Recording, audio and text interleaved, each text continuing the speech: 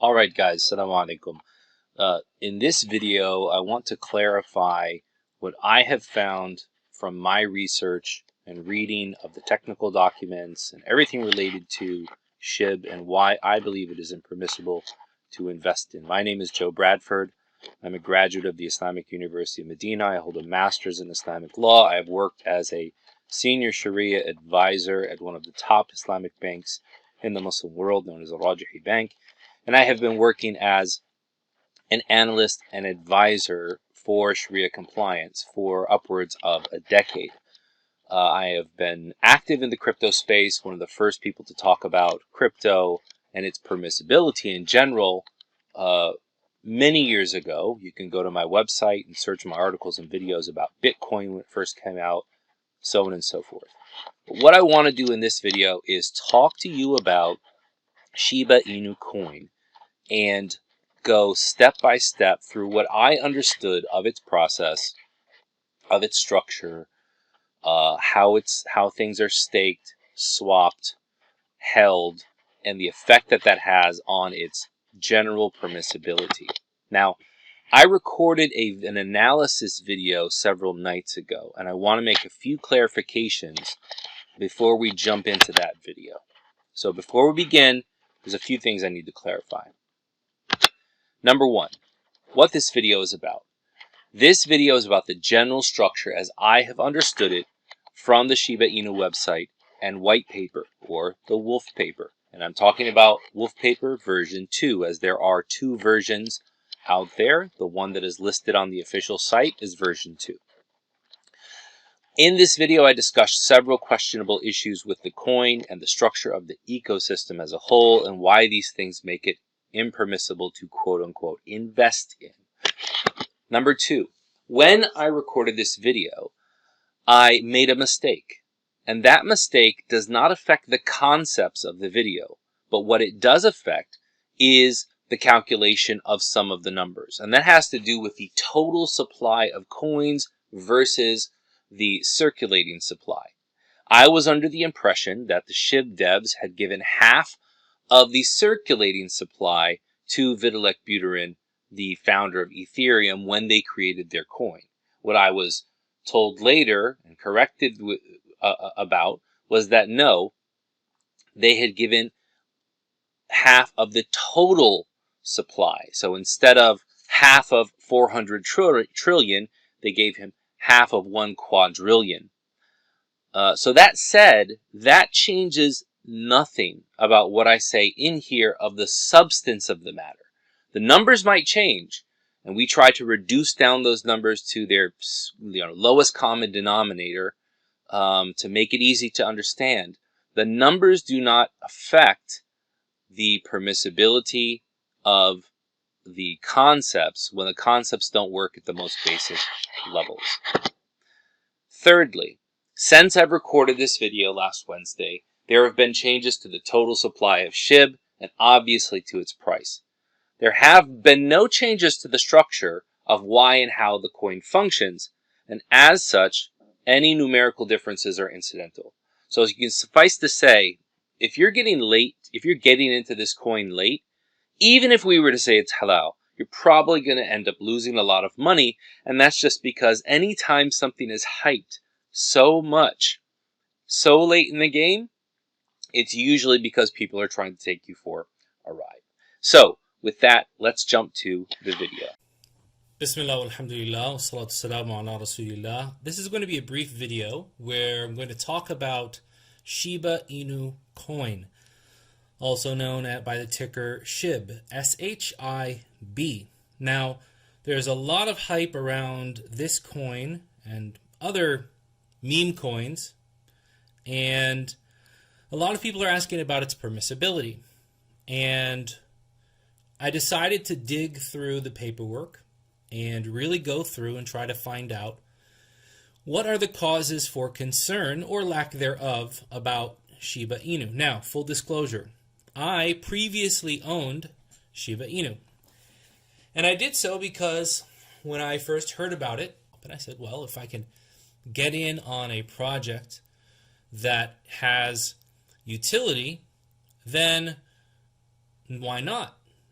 So I took a risk. I speculated with a bit of my money and put it in there. But when I started to read more and more about the coin, when more documentation was released, and I started to see some of the signs that made me worried, shar'iyan, I sold my position in Shiba Inu. And I want to present to you my findings today. Let's go from the beginning. I'm not going to go into all of the cutesy dog talk and it's a cute dog and it's the Dogecoin's little brother and all of that kind of stuff. I think that is a problem and it actually will come up later. But let's talk brass tacks. Let's talk about what's going on. There are 1 quadrillion possible tokens that would be minted from Shiba Inu. Now, there are 400 trillion SHIB in circulation. Of those 400 trillion SHIB, 200 were locked in liquidity. And another 200 were given to Vitalik. I forget how to say his last name. The founder of Ethereum. Now, what's interesting about this is that these coins were given to him in a wallet. He even commented on this publicly, that this was given to him in a wallet that he really didn't use. And while he didn't say this, a lot of people have commented and said, this is more of a marketing thing. Why would you go and give half of your supply, half of your minted supply, to someone who is unrelated to the project, unless you were trying to bank off of their or this person's persona and fame and his status in the Ethereum or in the crypto community. So what did he do? He took it and he took 50 trillion and he gave it to India COVID relief. And then he took another 100, that last 150, 90% of it he burned to a wallet that's not used, so they're out of his circulation permanently. And then 10% he saved, which is 15 trillion for charity. So if we look back, we've got 200 plus the 50 that was given to India relief and the 15 that's left for another charity, for a total of 265 that are currently in circulation. So if we have 265 trillion SHIB, Shiba Inu, after the beginning popularity of the SHIB token, released 2 other tokens, Bone and Leash. Bone has only 250 million coins or tokens, and Leash has only around 110,000. It's actually 107,646, but I rounded it up to 110. Now, it's important to understand, just to kind of break this down, to understand how things are traded. These are traded between each other, and when we talk about the rewards, this is going to come up. For every 11 Leash tokens, there are 25,000 Bone tokens, and there are 26.5 billion SHIB tokens. Okay. Now, there's something else that comes up in some of the tangential documentation to SHIB, not in their wolf paper, neither versions 1 or 2, called allocation points. And these allocation points designate how the pools of staked and paired coins and tokens are allocated rewards from Leash and Bone. Okay? So what is the staking process? All of this, when you look at SHIB's website and all of their documentation, this is pretty much what you can cull from the information. What each of these actually does is not very clear, but you can use them to gain rewards. So if you bury, aka stake, your SHIB, you will be given a placeholder called XSHIB. And XSHIB, when you withdraw it, you'll get your SHIB back plus your rewards. But while it's staked, then you'll just see the XSHIB in your wallet. So you'll get 0.05% of the swap fees for SHIB. You'll get 3% of the bones per block for Bone. And you get 0.1% of the swap fees for Ethereum. And if I didn't mention it before, Shiba Inu is based on the Ethereum network. Now, the interesting thing about this is that with Bone, this 3% here is 33% of the 3% is released to you immediately, and 67% of it is locked up. The question is, though, with all of these rewards, where does the rest of it go? Where does the 99.95 of the swap fees go? The 97% of the blocks the bone per block, the 99.9 of the ETH swap. Where does all of that go? Also, all of the holders of Shiba Inu will be splitting this much. It's not that every person is going to get 0.05% or 3% or 0.1%. All of you as a group will be sharing in this amount for the transactions. Now with Bone, if you stake Bone, you get a placeholder called T-Bone, and then for the stake that you make, you get 1% rewards of Bone and 0.05% of Bone from the swap fees. Now, one thing that's also unclear is, like, how much Bone do I actually have to put in to be able to stake? That's not clear from any of the documentation. Lastly is leash. Now, leash gives you a placeholder called X leash. And when you stake leash, you get 1% of Bone and you get 0.05% of the fees in leash. So you're either here you're rewarded SHIB and Bone and ETH. Here you're rewarded Bone and also Bone from two different sources. And then here you're rewarded Bone and leash. Now, let's just their documentation does say that for every block that is minted, there is 100 bones. So bone per block is minted. And if everyone is going to be splitting these 3 bone, right, the 3%, you're going to get 3 bone from every block minted. But remember, that 3 bone is going to then be divided, 3 bone divided by the number of pool participants. If you're the only pool participant, you'll get 3 bone. But if there are 100 pool participants, you're only going to be getting something like 0.003 or whatever that is divided by that.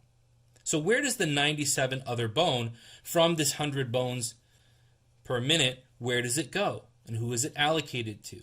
And who has control over it? And who says where it can be given out or not? Obviously, some of it is going to go back to pay the rewards, but even at these small amounts of 1%, 1%, 1%, 1%, 1%, 3%, so a total of 5%, that still doesn't account for all of the bone that was minted. And remember, we said there's only 250 million bone that are being minted. So this is the staking. Now let's talk about the problems with Shiba Inu. One of the biggest problems is use case. Okay, SHIB and Bone and leash, to actually be worth something to you, have to be locked up. You have to stake them for rewards. You stake them or you fetch them. There's a couple of different terminologies that are used for staking and swapping and so on and so forth. But in general, the general concept is you have to lock them up for rewards. Which means if their only value is when not used, there was really no value in them to begin with. Because yes, they might be a store of value, but are they medium of exchange? And in order for them to be a true currency, or in order for them to be naqd in Islamic law, they have to not only be a store of value, but also be a medium of exchange, a fungible medium of exchange. So that's a huge problem to begin with. Is there any real value to them? Number 2, there's a problem with the staking mechanism. Everything goes back to Bone. If you stake SHIB, you get Bone. If you stake Bone, you get Bone. If you stake X leash, you get Bone. If you stake leash, you get Bone, right? And then SHIB and leash will give you some ETH fees as well. So we said that there's 3% of bone per block that go to the pool of everyone holding or staking at one time. Where does the other 97% go? Now, on Reddit, several users were talking about the fact that they had staked for some time using, Bone and SHIB, and had found that their ETH gas fees to get their money out were greater than the staking rewards. It wasn't even worth it. It wasn't even worth it.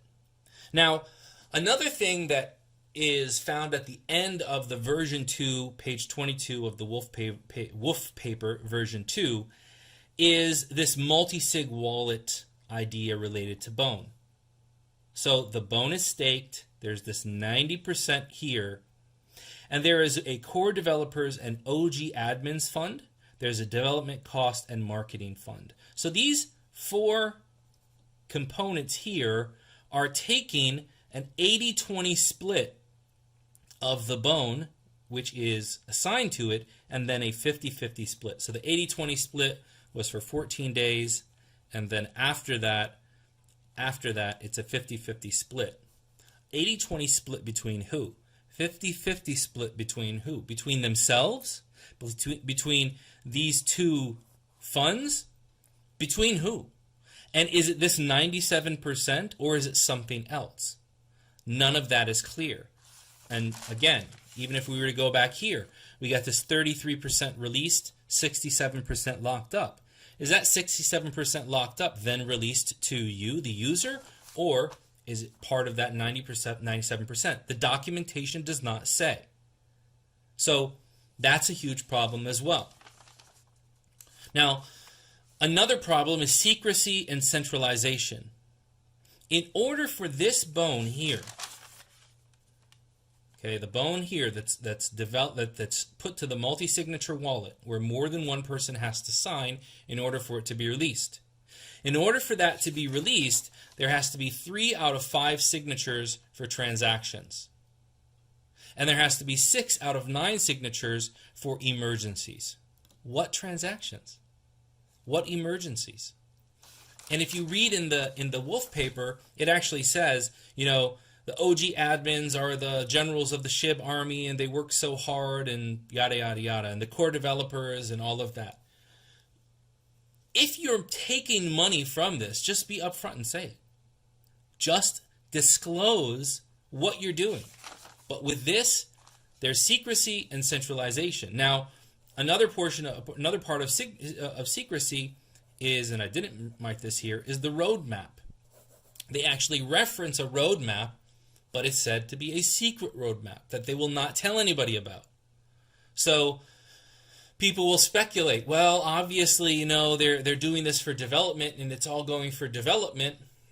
And then one day, everything is gone. Problem number 4, Ponzi-like conditions. Now let's go back to the numbers. And I kind of just essentialized these because who can really deal with 265 trillion coins? So we get rid of the zeros, we round up a little bit, and we said that for every 26.5 billion SHIB, there are 25,000 Bone, and there are 11 leash. Now, we did say that bones per block are minted at 100. But if bones per block is only 10, okay, if we knock a zero down and make it 10, and our leash is being given to us at, what is this, 0.05%, well, leash is going to be gone in 220 transactions. Now, I know what you're saying. You're saying, but Joe, these aren't the real numbers. But these are essentialized from the actual numbers. So if it can't work at a small scale, it's not going to work at a large scale. So if leash is gone, if you divide leash by the 0.05%, you got 220 transactions, and there's no more leash. If you have a Bone at 3%, then it's going to be 2,500 transactions, and then there's no more Bone. And if we actually made it 5%, it'd be less than that. So if leash is gone and Bone is gone because It's all with a very small group of early adopters who put in their money. Why continue to use SHIB if you can't get leash and bone? Once SHIB collapses, so does the rest, with 97% of the block per, or the bone per block having possibly gone. I'm not saying that it did go to the devs, but this needs to be clarified. Possibly gone to the devs, who definitely from the wolf paper can cut themselves a check when 3 out of 5 of them agree. Now, I don't know about you, but I think that if I had 5 of my friends around, it would be quite easy for me to convince 3 of them to split up a couple of $1 million between all 5 of us. And I don't see that as a huge hurdle. And problem number 5, and this is especially important to us Muslims who are worried about our sustenance and how we make our money. There are numerous Shari'i violations after going through all of this. Number 1 is the idea of ghaban. And if you want more about ghaban, then go to my Instagram profile and check out the video that I did about GameStop. So ghaban is to defraud people by inducing a buy or sell for more or less than the normal price. So I'm going to push, right? So there's also a similar concept is known as najash. Okay? So najash is the push for the price. Ghaban is the transaction. It's where you push. FOMO. You got FOMO, right? You got FUD. You got these things that push for people to buy. I can't tell you how many people have DM'd me, texted me, called me, asking me from all over the world, asking me about Shiba Inu in just the last 3 days. Why? FOMO, FUD, because there is a push to sell for more than what the normal velocity. When you see things going, when stocks are going up, right? They're going up. When something goes parabolic, when it goes up as quick as that, then guess what has to happen? It has to come down. Okay? Go back and look at the short squeeze on GME, the short squeeze on Volkswagen. There probably would have been the same thing to happen to AMC had there not been more manipulation. So that's a huge problem right there. The second problem is called Akl Amwal al-Nas bil-Batil. And this is, there are numerous verses in the Quran about this. Okay? يا أيها الذين آمنوا لا تأكلوا أموالكم بالباطل بينكم يا أيها الذين آمنوا لا تأكلوا أموالكم بينكم بالباطل. Right? O you who believe, do not devour your wealth between each other in falsehood, misappropriation.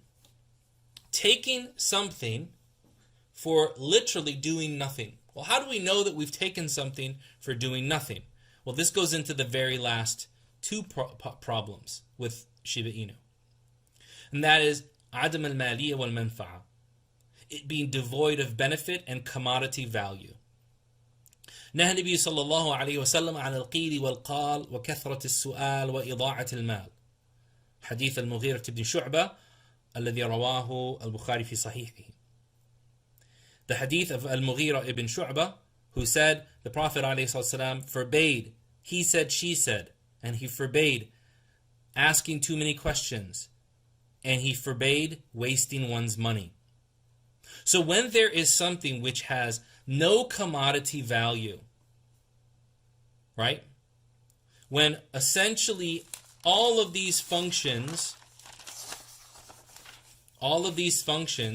go back to serve this very scarce coin, which then is going here to a special dev wallet. We know in the end that none of this really mattered. It really never had anything to do. People are going to bring up to me, well, what about the NFTs? Yeah, they have NFTs now. But do you know what the NFTs are? They're in their marketplace, right? That they minted. And what do you buy it with? You buy it with SHIB. So you buy it with SHIB, and then it goes back here, and it starts again. So in reality, there's no real commodity value or benefit to that. As we said here, we said if their only value is when not used, there is really no value to begin with. And to wrap up, the issue of gharar wa jahala, naha Nabi sallallahu alayhi wa sallam an bay' al-gharar, the Prophet alayhi sallam forbade us from selling uncertain sales. And if you've seen anything from what I provided for you right now, I truly believe that there is a excessive amount of uncertainty that is involved in the entire ecosystem. So whether you are involved at the contract level or at the individual transaction level, whether you are involved at the staking level, okay, all of it has uncertainty and unknowns which render it impermissible to be involved in. And with that, I will conclude. Wa sallallahu wa sallam ala nabiyyina Muhammad.